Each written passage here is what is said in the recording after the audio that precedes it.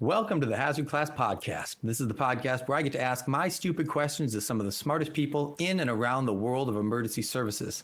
My guest this week has been in the fire service since 1996, serving as a lieutenant with the Fort Mitchell Fire Department and retiring after 26 years of service. He's a strong advocate for firefighter health and wellness, working with many organizations during his time on the job. He most recently began working with NIOSH as a firefighter program specialist with the National Firefighter Cancer Registry before his employment was abruptly halted due to recent governmental changes. We will talk about his journey to now and what the future may hold with my guest this week, Kenny Schroeder.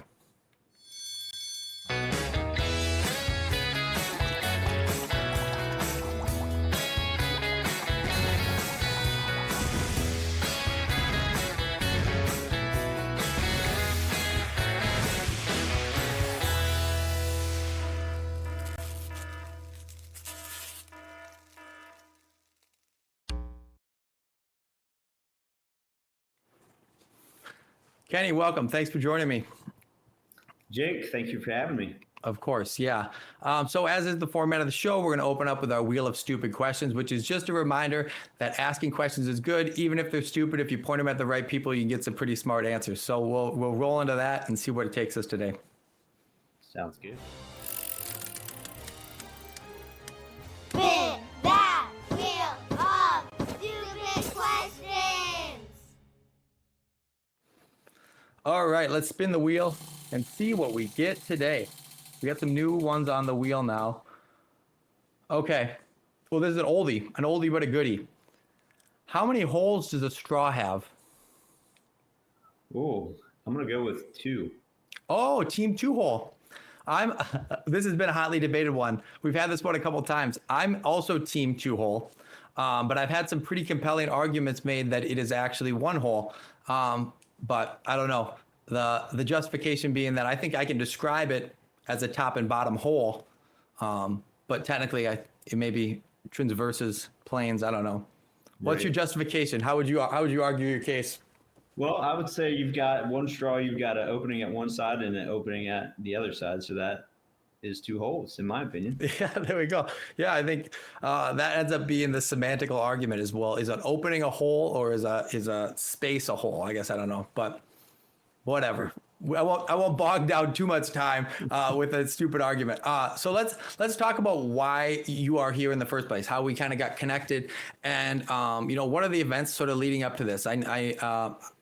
We have a mutual friend in Micah, and they connected us in order so that hopefully you could tell your story and kind of explain the situation. So with that, why don't you just tell us what's going on with your job at NIOSH and kind of the state of government right now?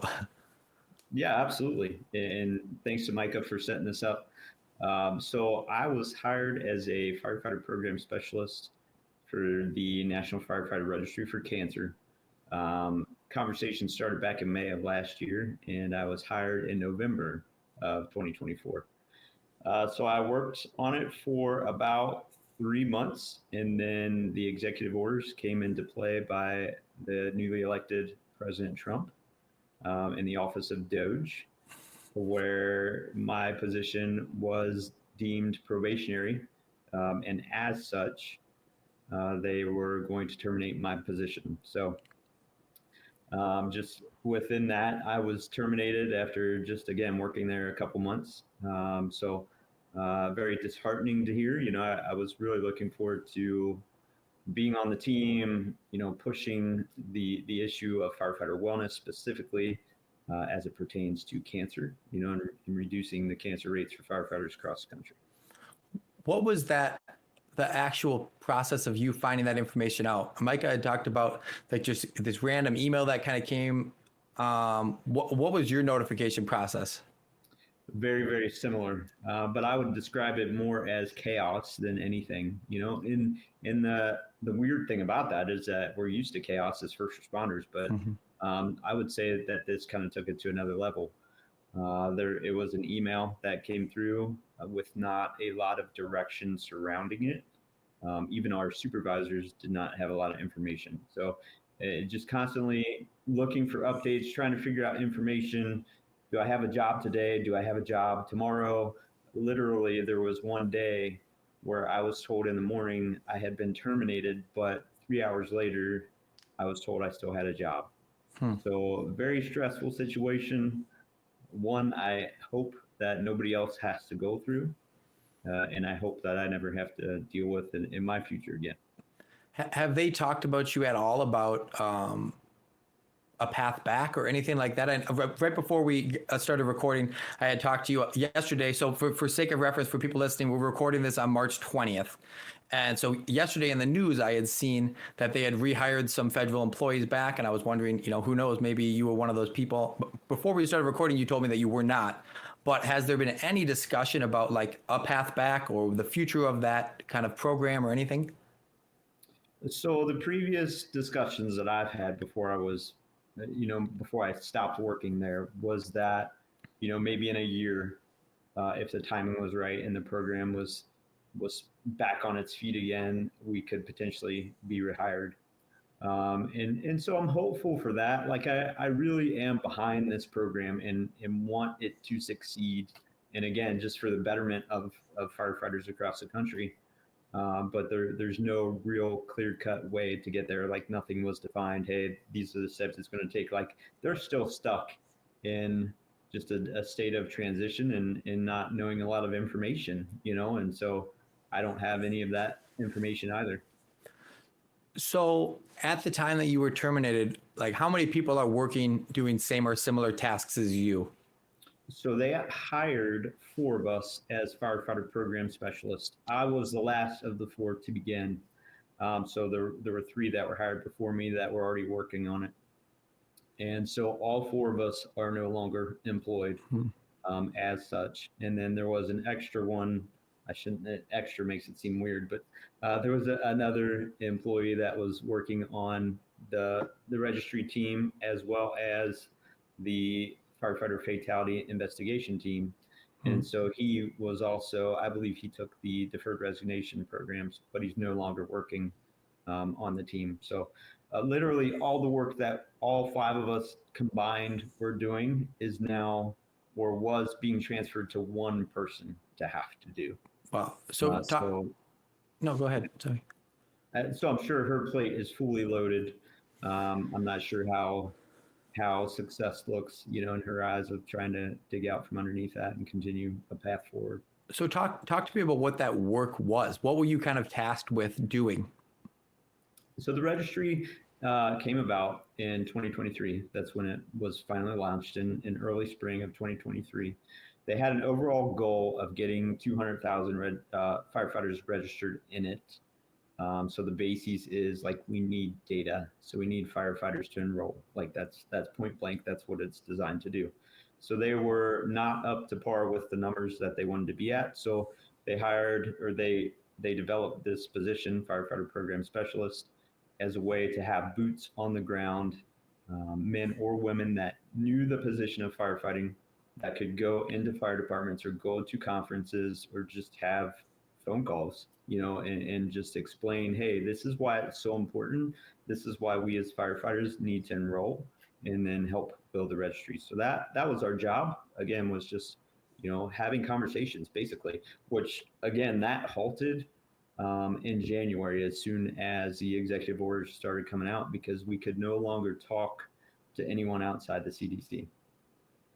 Yeah, Micah had mentioned that to me, how they had made this kind of, complete, darkness in terms of like when she was on the show, she literally couldn't even talk about what the cancer registry was, right? Which was like, wow, like it's one thing if you're trying to do budgetary cuts, which, I may or not agree with, but information dissemination, what could possibly be the harm? There's no monetary value to that other than like advocacy, which does service to the, the cause.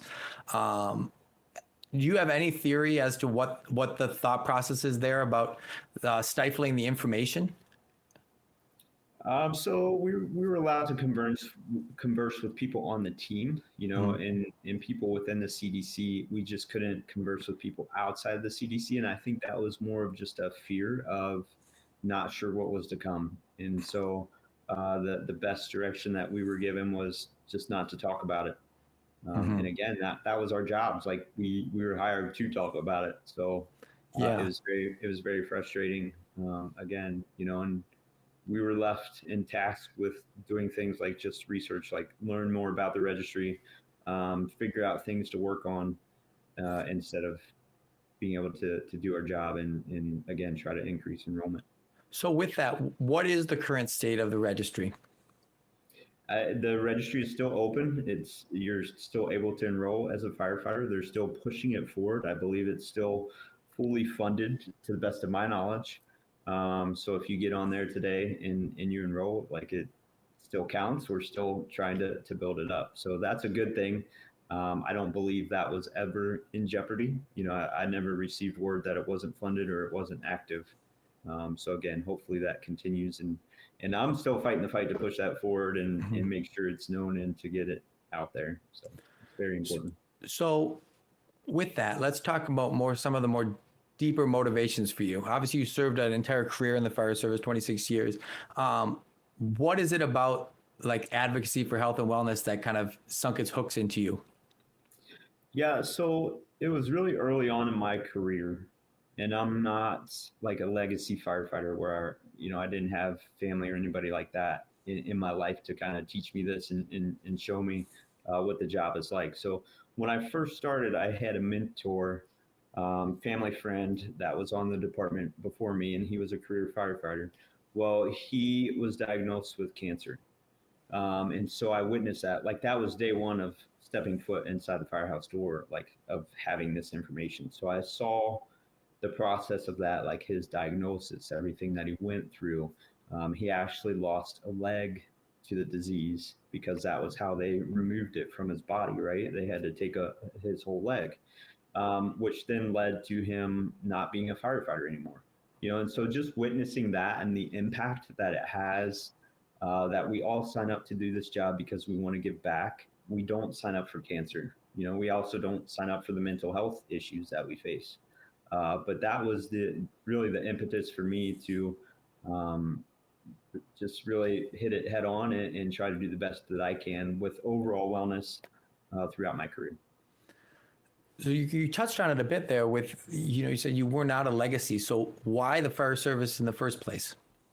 Yeah, very good question. So I had to do a senior project in high school, like a service project, if you will. And other friends were going out to food pantries or helping the homeless or, whatever they came up with. And my best thinking was to go learn CPR.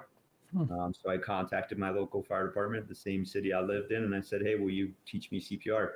And this was before CPR was really popular, and so I called them up, and they were like, "Yeah, we'll teach you whatever you want to learn." So, but as soon as I took a foot inside that firehouse, it was like I was hooked immediately. It was this family atmosphere that I had never really been around. It gave me purpose, and just to be able to grow into that and take on additional roles. So that's what it was for me. It was a calling, absolutely a calling for me. So one of the things I always ask my guests that work in the fire service is this, do you remember your first fire? First time you ever went into a house fire? Oh yeah. Yep. Absolutely. Yeah. What do you remember about it? So just being unknown, like I guess you have this vision of what it's going to be like inside of a fire where you're going to be able to actually see and do things, and when you first walk in there and you see the black smoke and it's like you can't even see your hand in front of your face. Just a mix of fear, but also that adrenaline dump of like, all right, we're doing this. I got the first fire. Let's go save the day. Let's put the fire out. That's what I remember about it. Also, those emotions of fear, adrenaline, combined with the smells. You never forget a lot of the smells that you face as first responders, I would say. So all of that, and the victory, putting the fire out and being able to celebrate with your peers afterwards. So then you work through your career, 26 years on the job. You eventually decide to leave, to retire, right? Did your full career. What inspires you then to go and seek a job like this with the federal government? Yeah, so there's another small piece of this was that my mental wellness. I was really struggling towards the end of my career because when I first got in, I really felt I was going to be in this career forever. I can remember I had a Kelly day to start, my career, and I'm thinking the first Kelly day that came up, I did not want to stay home. I'm like, wait a minute, like this is my shift day. I'm coming to work. So that I tell you that just to say, like, it was really important to me. I felt like I was going to be there forever. But as the years came along, I really struggled with my own mental health. So when I first became eligible to retire, I did so. Just to again try to heal myself, heal my family. Like there was definitely a issue with relationships in my own personal family. So that was the impetus to retire. Doing so, it really that caused a spiral downwards because that thing that I felt when I first walked into the firehouse, I didn't have anymore, which was my purpose, and I really didn't know who I was at that point in time because I had made that who I was. Like firefighting was me. I was firefighting.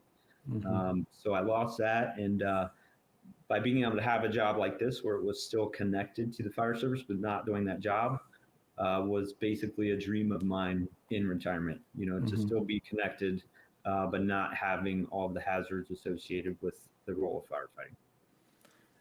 I think that that's a through line. I hear so often when guys on the job go off and, yes, you have more time and yes, you get better sleep and all these things, but there's something that hurts about leaving. What do you think it is about the fire service that makes it so hard to leave?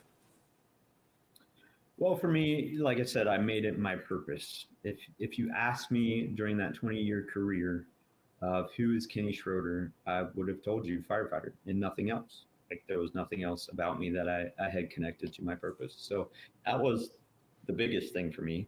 The connection piece also is pretty big because day one, the connection to email, the connection to all the runs, like that stopped. I didn't have the connection to the department anymore, and I didn't get the notification of the runs coming out. So it really is an abrupt halt of being connected to something much bigger than you, now just coming to an end. So I would say those were the biggest factors, at least for me personally, and just what's next, what really is next. And if you're not prepared for it, you will definitely get a rude awakening on day one, because also I would say I felt irreplaceable, maybe, just from what I contributed. Like it's going to take a lot to replace me, but I was very replaceable. And so that was a very humbling wake up call of like, okay, I was just an employee there, and it didn't really matter if it was me or if it was Joe Smith, taking a job. So I think that you're right on the money when you say that, like finding the fire service found your purpose. I know that resonates with me and it resonates with a lot of people I talk to. Do you think that people that are looking for a purpose find the fire service, or the fire service has such a profound purpose that people find that it becomes whoever joins its purpose? Or do you think it's some sort of mix of the two? I would say it's probably a mix of the two. Again, for me personally, I just had some things in childhood that occurred, where I really wanted to give back and serve in ways that maybe I was not served. So I just, it was more of this, hey, purpose of being able to contribute and being able to feel like I had a way to just help the world to where I wasn't helped, as a child, as I mentioned. That's what it was for me. But For again, sure. I can see it being both ways. Maybe the job comes to you, maybe you go to the job. And then now, as you transition out of that, right, you kind of you've lost this purpose. And so what's the time gap between leaving your fire department and now looking for, and then eventually finding this career with NIOSH? So the time gap was about 2 years. So in that time period, I'm also connected to peer support. So for the state of Kentucky, just trying to help, like I said, for that mental wellness piece. So we put on a symposium. This will be our 4th year coming up in May of doing it. And it was at the symposium last year that we had the NIOSH team come out as just a resource, again, trying to promote the National Firefighter Registry.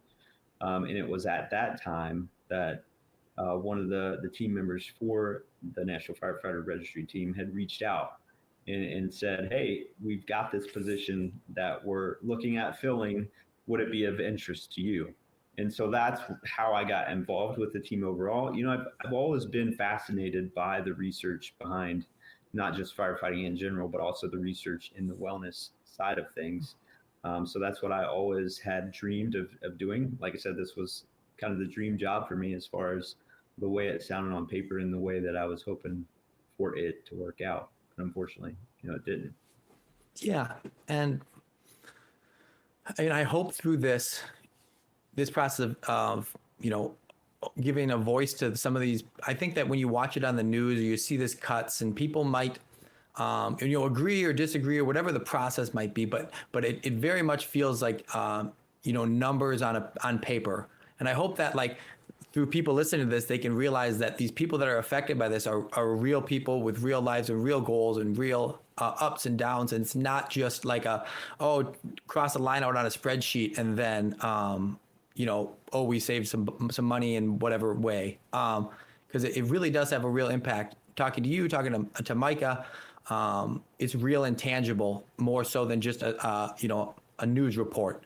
So I thank you for opening up, especially talking about the purpose that it brings you, because the purpose it brings you in your local fire department is one thing, but then for you to be able to take your experience and then try to engage the fire department on a national stage, is a way to make that, that purpose, that legacy even larger. And it's a shame that, we would extinguish that, that light or whatever that you're trying to be. So with that, as we kind of start to look to wrap up, it's like, if you can't get your position back, what's the future for Kenny? Yeah, I'm just more open now than I ever have been. So just taking it one day at a time and knowing hey, there's going to be more opportunities that'll develop. Is the way I have it personally. But as far as the cancer side of things, I'm still very active in firefighter cancer. I'm still pushing the message. We have locally here in the Ohio, Indiana, Kentucky area, we have a team called the Tri-State FACE team, which is firefighters attacking the cancer epidemic. So very involved in that. We host monthly meetings just to try to raise awareness and continue to push the message. I had the opportunity to be in Miami, Florida last month for their firefighter cancer symposium. And again, just helping push the message. So that's what I still intend to do.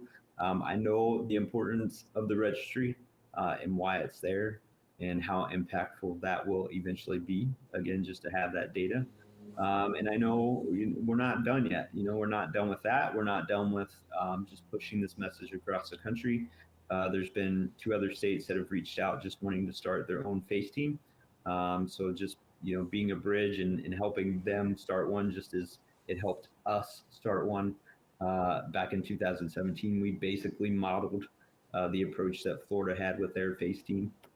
So again, it's just, giving back, allowing that communication, education to continue to go, and also, hopefully expand. I've found out that we're not alone in this cancer epidemic, and that law enforcement also may be facing some of the similar issues that we are as firefighters. So again, it's just, growing and expanding and trying to push that message out there that, hey, there's hope. We can reduce numbers.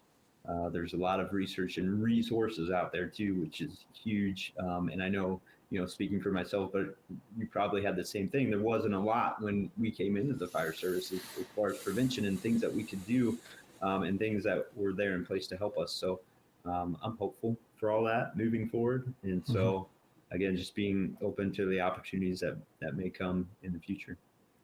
Yeah, and can you let the listeners know how they can get involved with the registry and where they might find more information about it? Yeah, so you can go to the website. It's still up and running. Just Google National Firefighter Registry or nfr.gov. You can enroll today. That process literally takes 5 minutes to start, so it doesn't take any time whatsoever. To completely enroll, it typically takes about 30 minutes, and that's just based upon your experience. So if you have a lot of years of service, 10, 20 years, it may take a little bit because they're just going to ask about, different pieces of your experiences, like how many structure fires you've been on throughout a year or hazmat incidents that you faced. Similar questions to that, as well as like lifestyle, as far as nutrition, sleep habits, if you're a tobacco user. So all those different types of information. But yeah, you can access it, like I said, just by going to the website. They update it every day with a dashboard, so you can see how many people are enrolled and by which state, like how many numbers in each state we're at as well. So yeah, that would be the best way.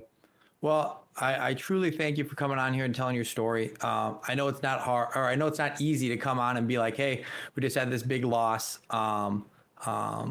But I appreciate you telling the story, because you're not only telling your story, but you're telling the story of not only the people you work with, but other people that are in similar situations, losing their jobs kind of unduly. And I hope, I earnestly hope that you'll find your way back to that role, because, it's important.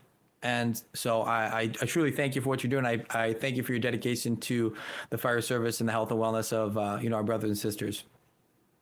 Thank you, Jake. I appreciate the opportunity just to be on here and to share that message, and also just to give hope to everyone out there. It can just be a hurdle along the way. You just got to get through it, and there's bigger and better things beyond. Yeah, thank you very much. Thank you.